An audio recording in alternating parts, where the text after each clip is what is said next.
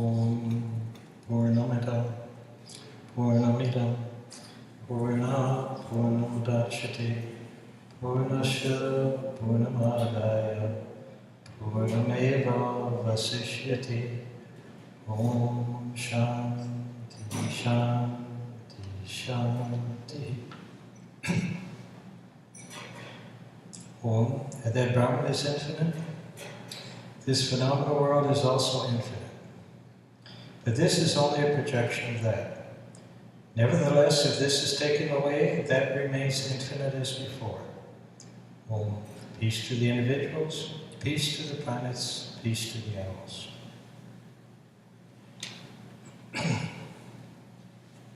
So in this changing world, everything is subject to change, yet everything is covered by the Lord. Practice renunciation and be strong in the consciousness of the self. Do not run after anyone's wealth. A man may wish to live for 100 years, performing his duties as prescribed by the scriptures. O man, if you do your duties in this way, then the results of whatever you do will not cling to you. There is no other way. There are worlds known to be sunless and fit for demons. They are enveloped in darkness, such as what the blind, in other words, those devoid of self-knowledge, experience. Those people who have neglected the attainment of self-knowledge and have thus committed suicide, as it were, are doomed to enter those worlds after death. Brahman is known without a second. It never moves, yet it goes faster than the mind. It is always ahead. The sense organs can never catch up with it. It is still, yet it defeats all in a race. By its power, the Lord who dwells in space upholds water and everything else in the phenomenal world. That Brahman moves, and it does not move. It is far off, and it is also nearby. That Brahman is inside of this, and is also its outside.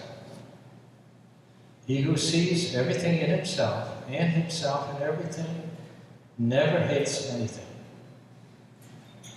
When a person knows that he himself has become everything, and he knows the oneness of things, how can he hate or love anything?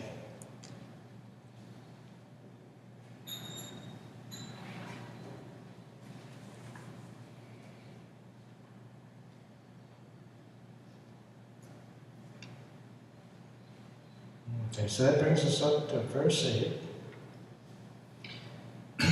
Sapaya gachakrama kya ama vanasama vira shudham apapa vidyam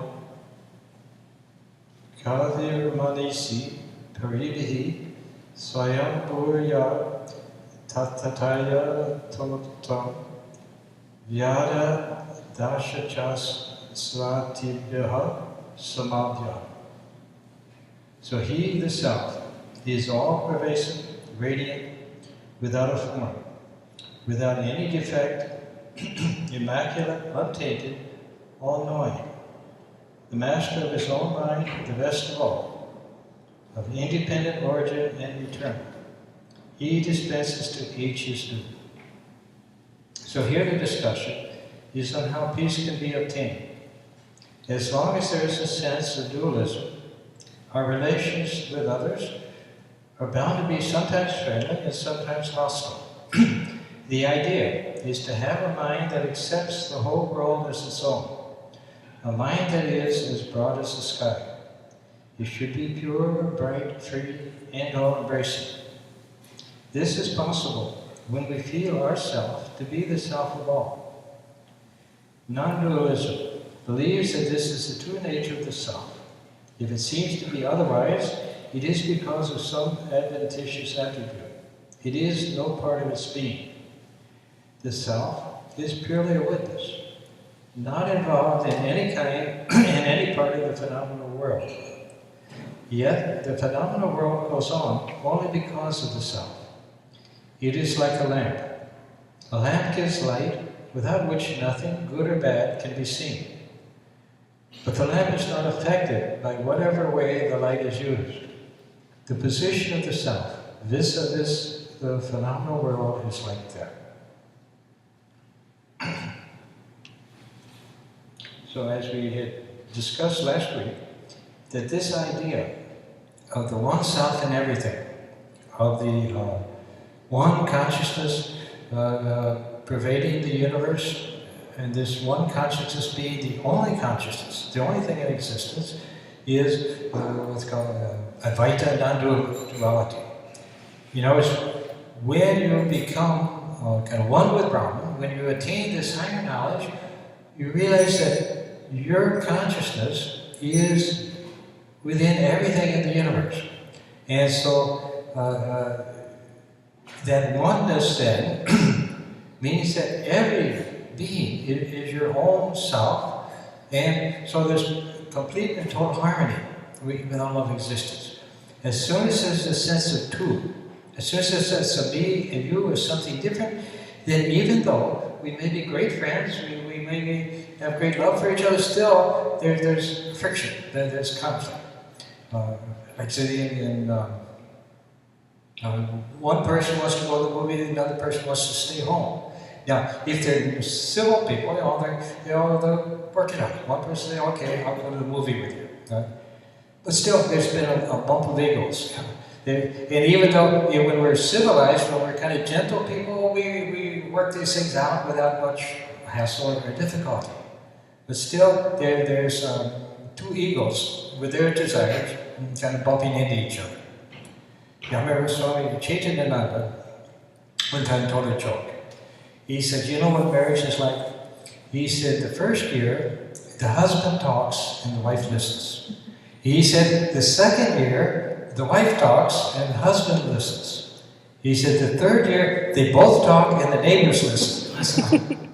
So as long as there's a sense of two, no matter how close we may feel to another person, then there's going to be some friction, some rubbing together. But when you see oneness, then there's no two. And it's only then that you have true harmony. It's only then that you can have true peace in your life and in the world. And so this is kind of the great message in Vedanta, is that all the problems that we see in the world, all the difficulties going on, they're spiritual problems. And they're basically, the basic source is that people are not aware that they're one with everything. That there's the one consciousness there, and we're all that one consciousness. Now, as an individual, which most of us are, what we actually are is consciousness connected with a particular body and a particular mind. And that body and that mind they're instruments which consciousness is using to experience the world. It gives us our life. It gives us our experience of life, and it gives us our chance to kind of play our part in the world and to be in this world and experience it. But that's not what we are. We're not this human being that's in the world, that's leading a human life, and maybe a good life, maybe a bad life, but that's not what we are. What we are is that one consciousness. And this is in Jnana Yoga, in the path of knowledge, and in the teachings of the Upanishad. This is the idea that until you know who you are, you won't know what the reality of things is. You live your life dealing with things as they appear to be, reacting to things as they appear to be, interacting, struggling with things as they appear to be, without being aware of what's the reality of things, of what's the actual truth of things. And so, having a body, being in the world, being in a human life and so forth, there's nothing wrong with that if you have the correct perspective.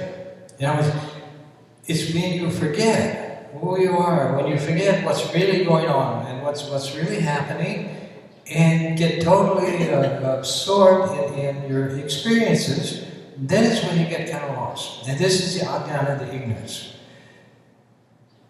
Beings which are actually one with the infinite divine being, which are actually an expression of that infinite divine, they think, I am this particular human being here. And then we live a very kind of personal, individual life, not aware of the vastness of what's there. This guy, Swami Varadananda, in one place talking about your own spiritual life, he said, I can't imagine how vast it is. Because if you just think the whole universe came out of this thing, this one consciousness, and that very one same consciousness is what we really are, then you realize the kind of the infinite dimensions of what they're actually talking about. And but in order to reach that, and this is the difficult part, in order to reach that, you have to be able to kind of let go of this body, of this mind, of your kind of human identity, and begin to search within to uncover that layer, that higher aspect of your being. You know, it's like Swami Vivekananda said, all three levels of existence are there all the time. There's a physical level, where we're living in primarily in the physical world and external world. There's the mental level, where we're living primarily introspective, a mental life of knowledge and beauty and inspiration. But then beyond both of those, beyond the physical and the mental, there is ultimately the Atman, or the spiritual. And it's when you reach that level, then everything falls into place. Everything falls into the correct position. Because then you realize who you are. You realize what you are, and then you'll still be aware of the world. You can still react to it, operate in it, but you won't be kind of lost in it. You won't forget your true identity as the children of immortal bliss. Yeah, this is what the ancient sage said, that we're all children of immortal bliss. We all have the whole divinity of God is there within us, and simply we have to be aware of it. And so this is but as you become aware, though, of your own divinity, of this divine presence within you, you realize that divine presence is equally within everybody else. And so this is what kind of unfolds as a person approaches knowledge.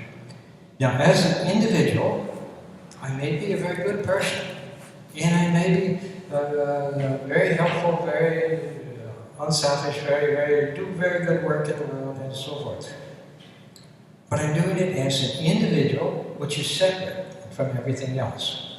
But as a person attains spiritual knowledge, whatever he does begins to flow not from his personal intentions, based upon his understanding, his talents, his capacity, but it's based upon, it becomes an expression of the divinity of God, of that universal divinity that's there. It begins to flow through, and the person just becomes a transparency through which God's will can be expressed in this world. And each of us, every person, when they attain that state, will express according to their own particular nature. In other words, if a petunia attains realization, it doesn't become a rose. It just becomes a perfect petunia. In the same way, when we attain realization, we become, in terms of what our life expresses, we become just a perfect expression of what we're meant to be. It's like behind the whole universe, behind creation, behind all the activity going on in creation, all the living beings and everything, behind that there's only one power, called Shakti, Divine Mother, Prana, but it's like that one power is the only thing, the only power. And then each of us, according to our nature, we express that power in a different way. And it's like the electricity which you have everywhere in nature. It pervades all of nature. But first of all, in order to use the electricity, first of all you have to be able to connect to it. In other words, until Tesla discovered alternating current, until we got plugs and things, electricity was there, but it wasn't, we couldn't use it at all. So first of all, you have to plug into it, which is what you try to do through your spiritual practice and meditation and things like that, is gradually reaching a point where there's a connection made. And it's only when this connection is made that this power really begins to function in your life. Now, just as in the case of electricity, what happens when you plug into it depends upon what you plug into it. If you plug in a radio, you'll get music. If you plug in a vacuum cleaner, you'll vacuum the carpets. Depending on the different instruments, you'll get different results, but the electricity is one and the same. Now, last week we read that article from Joel Goldsmith about the tree of life. And the idea is we're all part of that one tree, that one universal life, that one universal consciousness, is that we're all like branches on that one tree. But when ego comes in, with this sense of I am this particular individual comes in, then it's like we separate ourselves from the tree. And so, because of ego, we tend to take pride in whatever accomplishments we have, whatever abilities we have. We say, well, this is my ability. I'm so smart, I'm so this or that. And then we cut ourselves off. And even though we may have the talent and ability, then gradually, as we saw, it tends to wither up once we've lost our connection with our source. But as soon as you connect with the tree, then all the life-giving scent and everything begins to flow through you, and everything you do then begins to prosper because you have God's power behind you. And so this is what ultimately we're trying to do, is to reestablish our connection, our relationship with the source of everything, and then everything will unfold the way it's meant to do. So in the Shankara, he often refers to the idea of upadis. And upadi, that's a limiting adjunct. Technically, it means we take certain qualities, certain things, and then we identify with those qualities. For example, basic upadi is I'm this body. Now, when I do that, I get all the benefits of being a body, which can be very pleasurable. You can get a lot of enjoyment out of a body and so forth. But because you've identified with it, now your experience is shaped, limited by that body. So when the body is healthy and in top shape, then it's a wonderful experience, a joyous experience. When that same body is sick or in pain or old, then it becomes a very unhappy experience. But you've connected with it. You've identified, said, this body is me, and therefore whatever is happening to this body is happening to me. Now at other levels, there are various other qualities, such as intelligence, beauty, whether you're rich or poor, what your status in society is, how much education you've had, all these things. These are also upadis. Now, some of them may be what we consider very good. You may be, the brightest person in your class. You may be, the most beautiful person in your town, and all these things. You say, "Oh, I'm such a wonderful being." But all of this is upadi. You may be tremendously wealthy, tremendously intelligent, tremendously beautiful, but still you've narrowed your infinite consciousness. You narrow down and say, "I'm this particular body. I'm this particular person, and that's all I am." And this is the crux. It's not so much the problem of being a particular body with certain qualities, things like that. It's that when you say, "This is all I am," then you become confined. It's like now you've taken the whole universe and you've shut yourself into a small room, and all you know is what you can experience in that room. I don't know, last week I think we mentioned the idea of the chicken. Little chickens in this egg. And all it knows is the darkness in this egg. It doesn't know anything else. But then eventually it starts to peck at the egg, peck at the shell, and starts to break a hole into it. And now suddenly, instead of just darkness, suddenly light begins to come in. And the more it pecks, the more the hole opens up, and eventually it can get out of the egg altogether. And then it discovers, instead of this little tiny egg that it was in, it sees a whole vast barnyard around it, all sorts of other animals and chickens and things, and a whole wonderful world is there. But when we become so identified with our particular body and also our particular mind, then we're like that chicken. We become confined within a very small egg, and that's all we know, is that very limited type of existence. But when a person starts to kind of peck on the egg, begins to seek something higher, gradually new levels of experience, vast new levels of experience can begin to open up. And this is what kind of the spiritual life is for. To take a person that, this is what Swami Vivekananda, at the end of Raja Yoga, he made this comment how now after the yogi has attained the goal, he said that now nursemaid nature's job is done. She's taken the self-forgetting soul by the hand and led it through higher and higher experiences until its own lost divinity came back to it.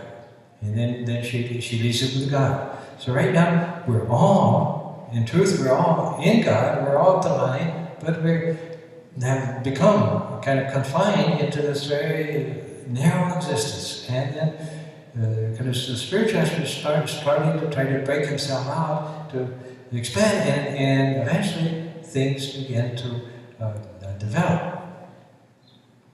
Now, in all of this, though, within nature, within Prakriti, within our experience of life and so forth, we have this sense of going up and down. That I'm making progress for a while, but then again we fall down, now we're not making progress. Like we're sometimes we're going up, then again we go down, and like that. Within nature, within our experience, our life experience, this is what we discover, good days and bad days. But despite that, our own divinity is always completely intact, because it's not in any way changed or transformed or affected by anything that happens to us. Whether we're in heaven or hell, in truth, we're always a divine being. And so in the Advaita knowledge, the Vedantic knowledge, this is the idea. Instead of focusing on higher and higher kind of experiences, which is what, remember we talked in the beginning about the Karma Kanda and the Jnana Kanda. How the Vedas, the ancient worships, the yajnas, they're considered Karma Kanda, because a person performed them in order to get higher experiences, to bring blessings into his life, to ward off evil things in his life, and to go to heavens and higher realms after he left the body. So that was called Karma Kanda, the path of action.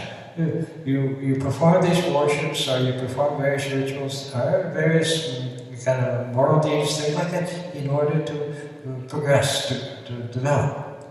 But in the Jnana Kanda, what you find in the Upanishad is that no matter, all of this is within the area of samsara, of limitation. Rather than just trying to get one life you're poor, so next life, well, now you can be rich, and so now you're rich, and then you do something else like that. Instead of going through all these gradual things, they say they'd rather realize the truth of who you are right now, the truth of what God is right now, and then you have the whole thing. Because it's like waking up from a dream. That dreams can be good or bad, can be all kinds of dreams, but as soon as you wake up, then the dream's over. Things have changed completely, and no matter what awful things are happening in the dream, now it's over, and it doesn't affect you anymore, and you realize that it never did affect you. that never was real, that you were just asleep, you were dreaming, and you were deluded, and now you're awake, and you know, oh, okay, everything is fine. In that way, when a person awakens to his kind of true self, then he discovers everything is fine. Oh, everything is exactly as it should be. No harm has been done. No, nothing wrong. You know, everything is good.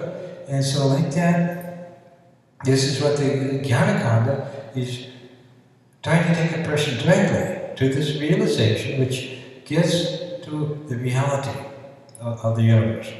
You know, it's the one place Shankar said, you know, that when you say that God has become the universe, that God pervades the universe, he said it's like you have a number of pots of water. And some of the pots are little pots, some are big pots, and in each pot of water, the sun is reflected.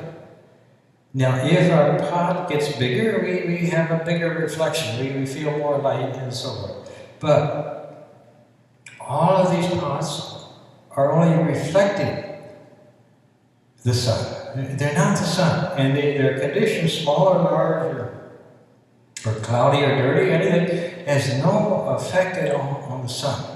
And in the same way, Brahman is always there as the consciousness, the awareness of the universe, kind of seeing through our eyes, eating through our mouths and so forth, but yet it has never become anything but Brahman. And that is that Brahman, that ultimate reality out of which everything is come, that is there as our own inner self, our own true being. And so it's more of a matter of kind of waking up. That as it says here, Brahman is like a lamp. The lamp gives light. It gives awareness, consciousness to everything. But no matter what happens, whether a thief steals money, or a person, mother cooks dinner, whatever goes on, it has no effect on the light. And Brahman ultimately is the light. As soon as it identifies, as soon as we identify with a particular instruments, particular body mind, then we become subject to the experiences that come to that body mind. We're affected by it. If it's good experiences, we're happy. Bad experiences, we're unhappy. But underlying that is the divinity.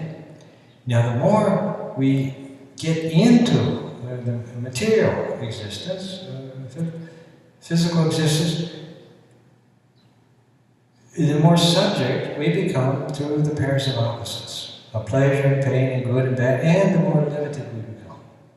Now, as a person begins to reverse that, begins to search within, gradually he begins to move away from all this very confining limitation, very confining inability to handle things and so forth. He begins to move back away from the sufferings and difficulties and problems and struggles of life, and move into that inner divinity that's there within.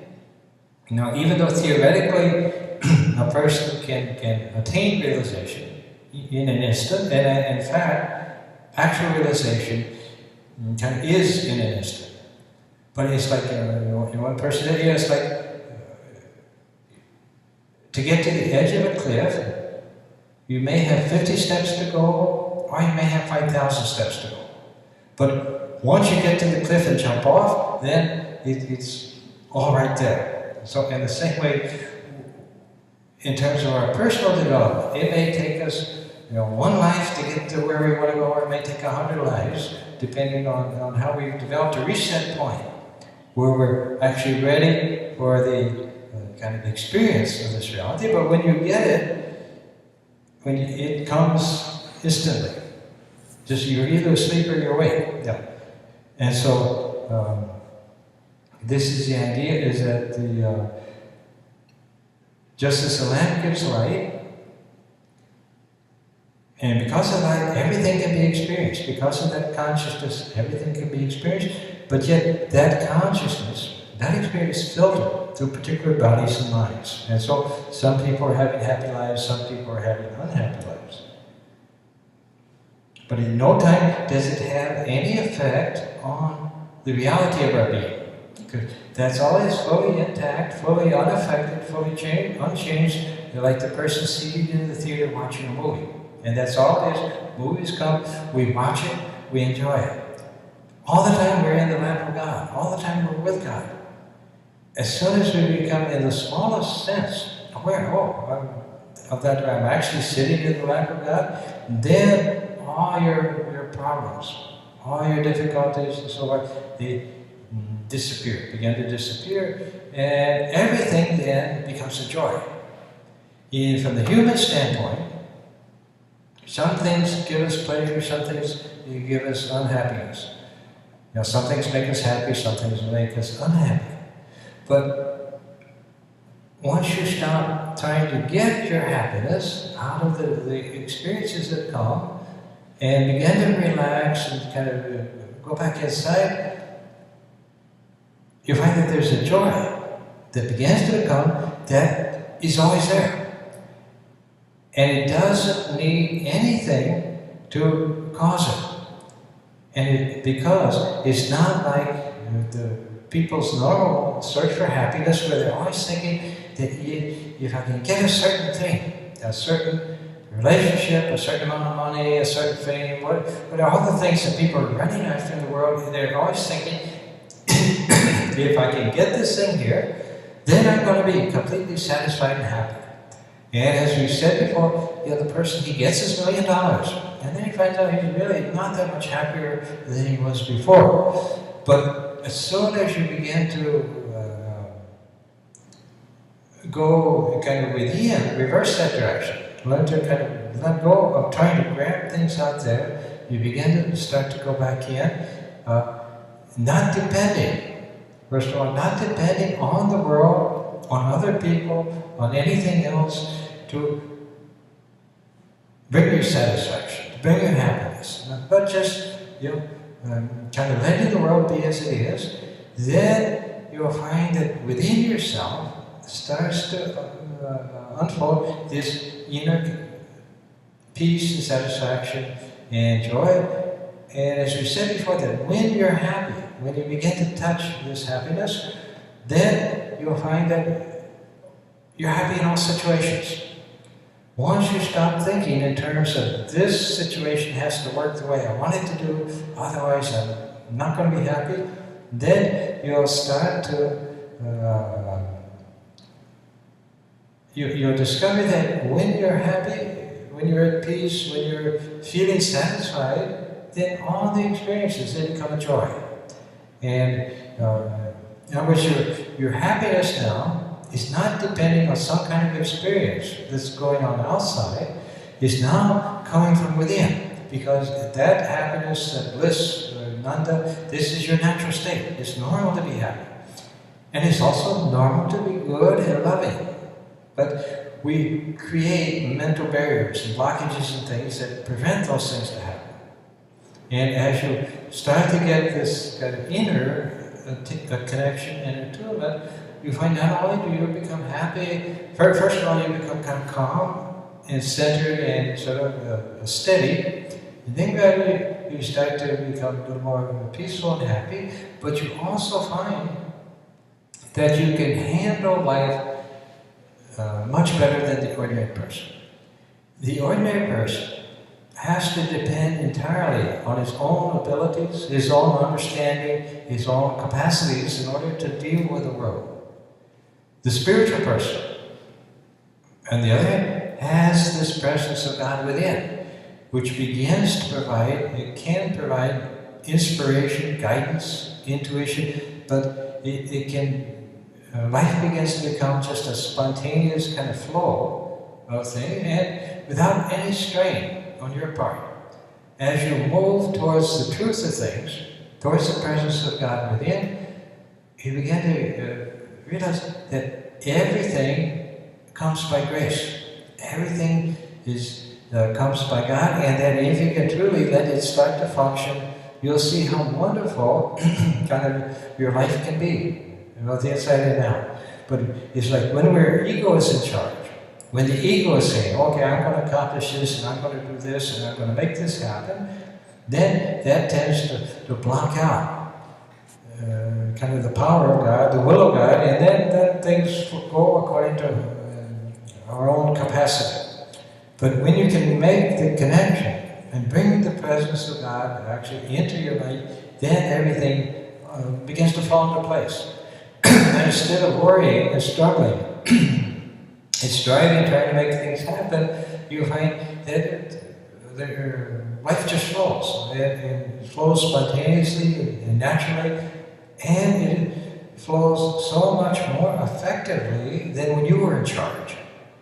You know, I mean, God is running the whole universe, but we're saying, no, you stay out of it, I'll take care of it. And then it's like the small child. Mother's vacuuming the carpet. The little 2-year-old says, oh, let me do it. So the mother knows the child can't handle it. She says, okay, you can do it. And so the child makes a mess of it, and the mother says, okay, fine. So like that, if we say, okay, let me do it, because, okay, go ahead, and watch it, make a mess of it. If we don't let God do it, then everything will fall into perfect place. And everything, when we're truly kind of connected to this, everything will come out of the oneness of things. You know, when we're living in a dualistic world, me and you, and like I said, even though we're friends, even though I like you, still there's, and actually even though we may be very close to someone, a family member, very, very close to them, we actually have no idea of who that person actually is. We don't know what they're thinking or how they're feeling. We tend to see another person, and according to the way they behave, the intonation of the voice, things like that, we reach certain opinions about them. Certain conclusion based in large part on what we're like. Yeah. But actually we don't know who that person is and what's really going on inside or anything.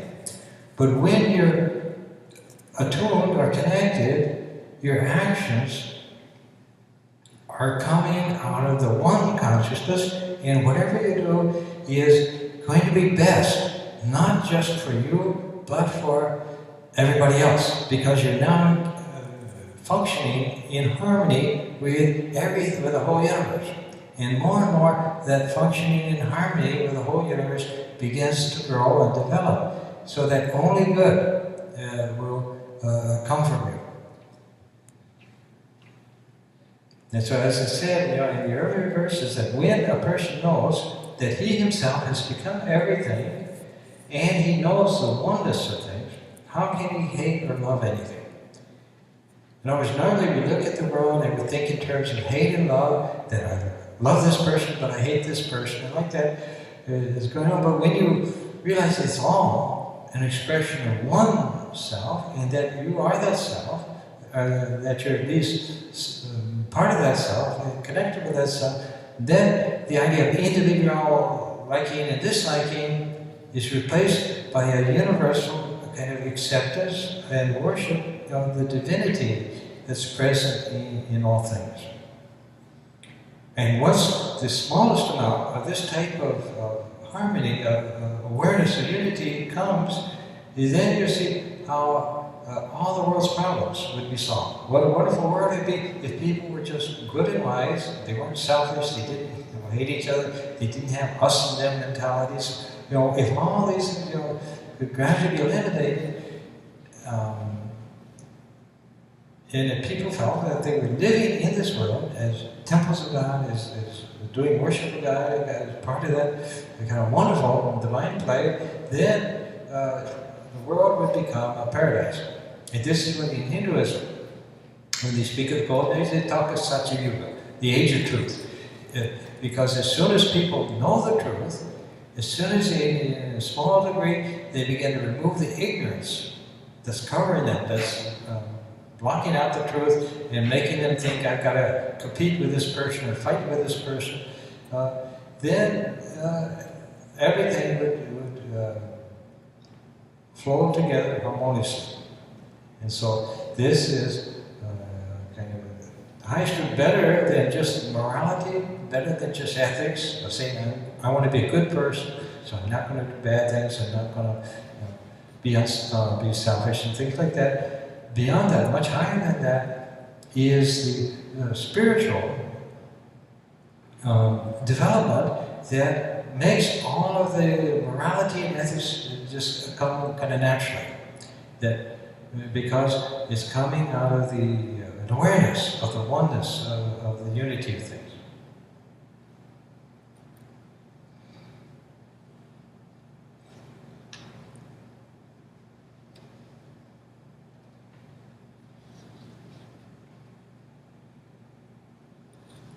So the commentary then has said that here the discussion is how peace can be attained. Because as long as there's a sense of dualism, our relations with others are bound to be sometimes friendly and sometimes hostile. The ideal is to have a mind that accepts the whole world as its own. A mind that is as broad as the sky. It should be pure, bright, free, and all-embracing. And this is possible when we feel ourselves to be the self of all. And then a non-dualism believes that this is the true nature of the self. If it seems otherwise, it is because of some adventitious attribute. It is no part of our being, of its being. The self is purely a witness, not involved in any part of the phenomenal world. Yet the phenomenal world goes on only because of the self. It is like a lamp. A lamp gives light without which nothing, good or bad, can be seen. But the lamp is not affected by whatever way the light is used. The position of the self, vis-a-vis the phenomenal world, is like that. So as long as we are immersed in the phenomenal world, as long as we're immersed in the sense of duality, there's always going to be this friction. Even when we have very close relationships, there's still going to be some differences, some frictions, some misunderstandings. But when you see everything in terms of the one self, and you feel yourself to be part of that one self, and that then nothing but whatever happens, whatever is being expressed to you is going to be in harmony with everything.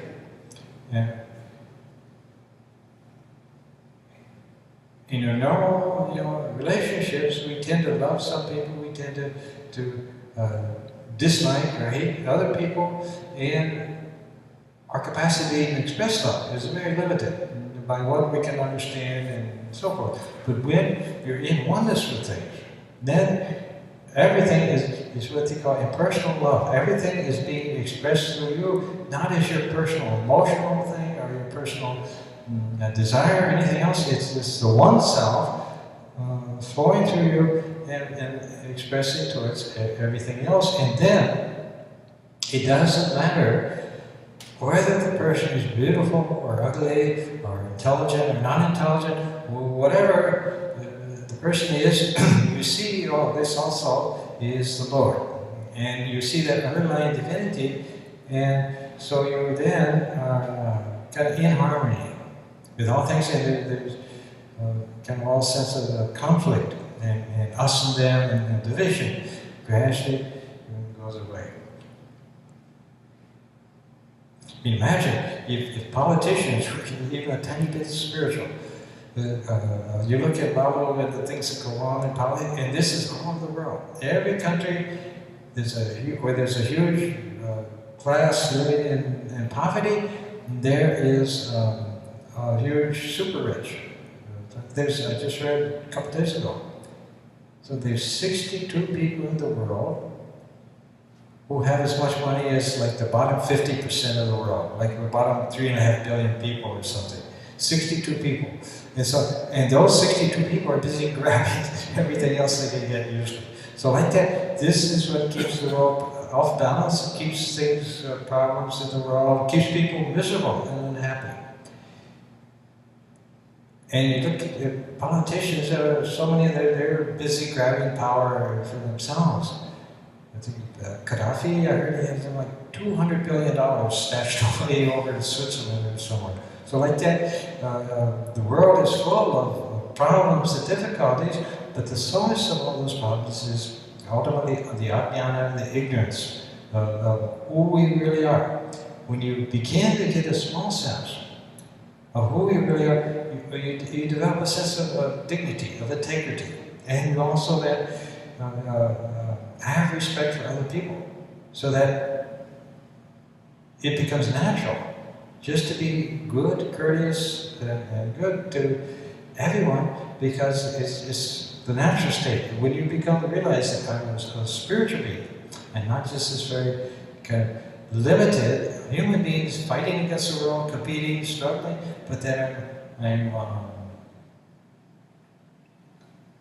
a great spiritual being, then everything starts to will fall into place, and all the problems, like I said, that we see, so many of those problems, they'll be gradually go away and be replaced by people living together in harmony. So any questions on any of that?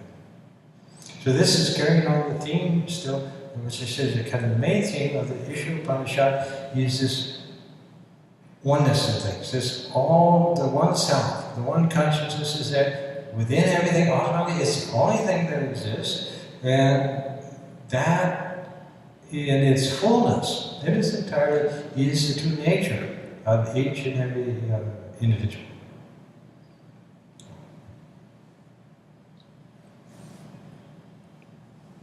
Okay, so Swami just got back from Canada, and then on the 4th, which is Wednesday, he's going to be going to India for 2 weeks until the 18th. So he'll do this service this Sunday and also the class on Tuesday.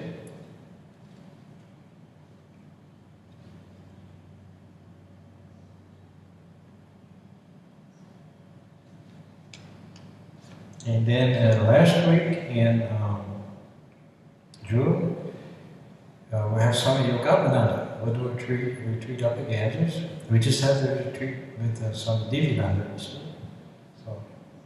And we also have Swami Paratushananda. He's coming on June 7th and 8th. I think 7th is a Saturday. He's going to get about 1 o'clock on Saturday.